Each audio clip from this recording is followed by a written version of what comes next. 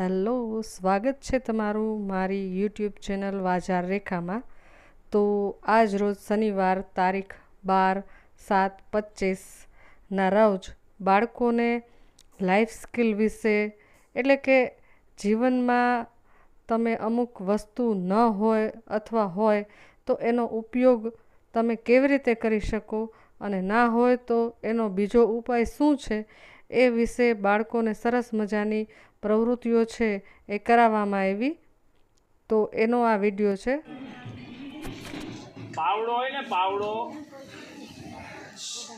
પાવડામાં હાથો નાખવો છે તો ઘણા ઓલો પહેલી વાર હાથો નાખે ને ત્રિકમમાં પાવડામાં ઓલો જાડો ભાગ હોય નહીં હાલવે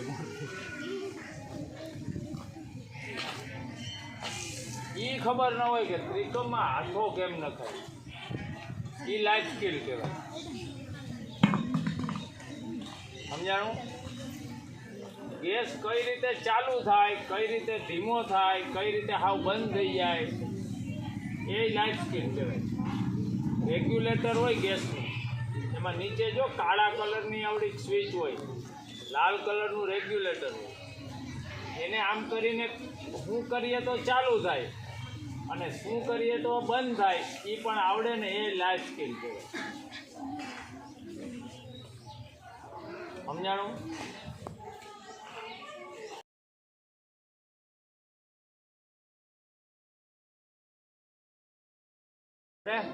હજી કદાચ આવે માધવ હોય પકડું, 3 જણા બીજા પકડે તો અરે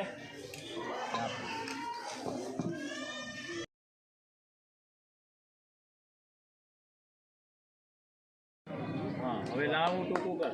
હા, થાય છે ને? ફિટ કરી દે, પાઇપમાં ફિટ કરી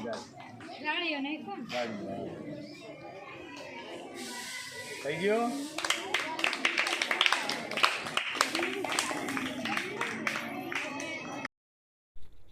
દોરડાની મદદથી અંદાજિત માપ કેમ લેવો તેની સરળ રીતે સમજ આપતા અમારી શાળાના શિક્ષક મિત્ર ચંદ્રેશભાઈ કે જો તમારા પાસે માપપટ્ટી ના હોય તો દોરડાની મદદથી પણ તમે માપી શકો છો।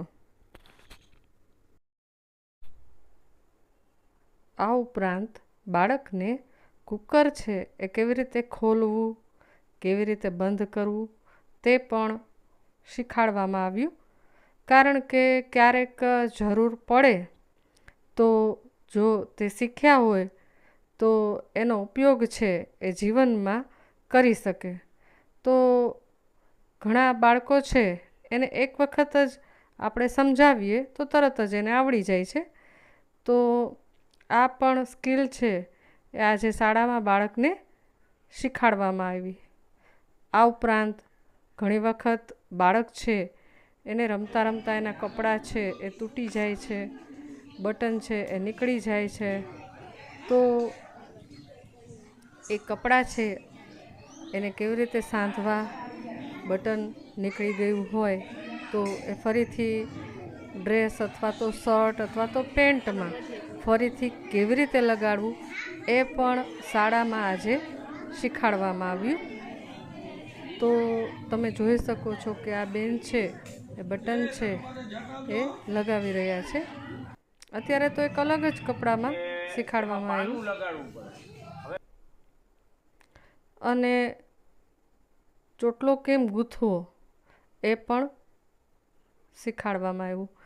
અહીંયા અમારા શાળાના બહેન અંકિતાબેન તેમજ નેહાલબેન છે એ બાળકને પોતાના વાળ કેવી રીતે ઓળવવા, ચોટલો છે એ કેવી રીતે લેવો એ શીખવાડી રહ્યા છે।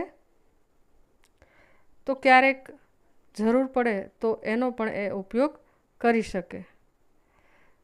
અહીં જે ફોટોમાં દેખાય છે એક બેને જ બીજી દીકરીને છે એમ માથું ઓળવી દીધું છે।